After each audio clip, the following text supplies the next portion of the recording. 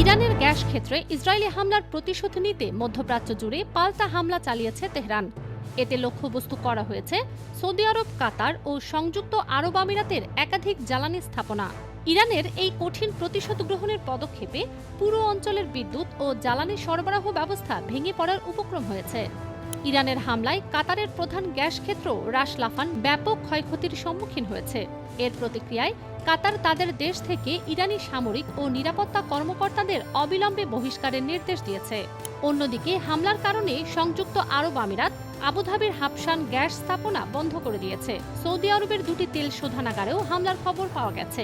রিয়াদ এক বিবৃতিতে জানিয়েছে, ইরানের ওপর অবশিষ্ট সামান্যতম বিশ্বাসও এখন সম্পূর্ণভাবে ধূলিসাৎ হয়ে গেছে। এর আগে ইরানের বন্দর আনজালি নৌঘাঁটি এবং সাউথ পার্স গ্যাস ক্ষেত্রে হামলা চালায় ইসরায়েল।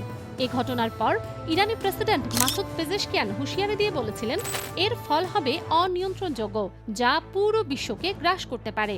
এই হামলার কঠিন প্রতিশোধ নেয়ার ঘোষণা দিয়ে ইরানের ইসলামী বিপ্লবী গার্ড বাহিনী আইআরজিসি বলেছে, আমেরিকান জায়ানবাদী শত্রুরা আমাদের অর্থনৈতিক অবকাঠামোতে আঘাত হেনেছে।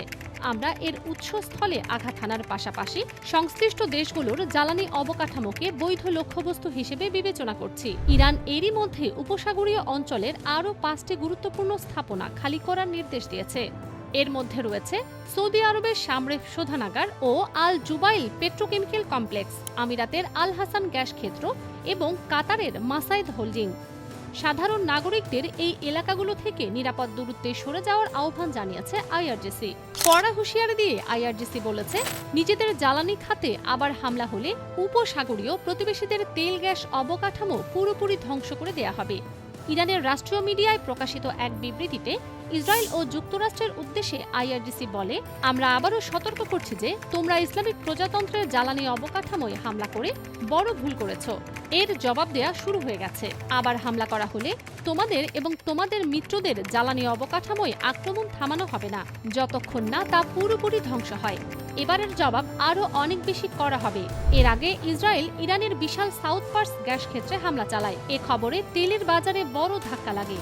ব্রেন্ট ক্রুডের দাম 6% বেশি বেড়ে ব্যারেল প্রতি $110 কাছাকাছি পৌঁছায়। এদিকে বিশ্বের বৃহত্তম প্রাকৃতিক গ্যাস ক্ষেত্র ইরানের সাউথ পার্সে ইসরায়েলের হামলার বিষয়ে যুক্তরাষ্ট্র বা কাতার কিছুই জানত না বলে দাবি করেছেন মার্কিন প্রেসিডেন্ট ডোনাল্ড ট্রাম্প। ইসরায়েলকে ভবিষ্যতে এ ধরনের হামলা থেকে বিরত থাকতে বলেছেন তিনি এবং প্রতিশ্রুতি দিয়েছেন যে ইরানের দিক থেকে জ্বালানি স্থাপনায় হামলা না হলে এই স্থাপনায় আর কোনো হামলা চালানো হবে না। ট্রাম্প তার ট্রুথ সোশ্যালে এক পোস্টে বলেন, কাতারে ইরানি হামলাটি একটি ভুল বোঝাবুঝি এবং এটি অযৌক্তিক। তবে ইরানকে সতর্ক করে তিনি লিখেছেন, ইরান যদি কাতারের মতো কোনো নিরপরাধ দেশে পুনরায় হামলা চালানোর বোকামি করে, তবে যুক্তরাষ্ট্র ইরানের গ্যাস অবকাঠামোতে বিশাল সামরিক অভিযান চালাবে। ফারজানা মৌসুমী, তুতিয়াল।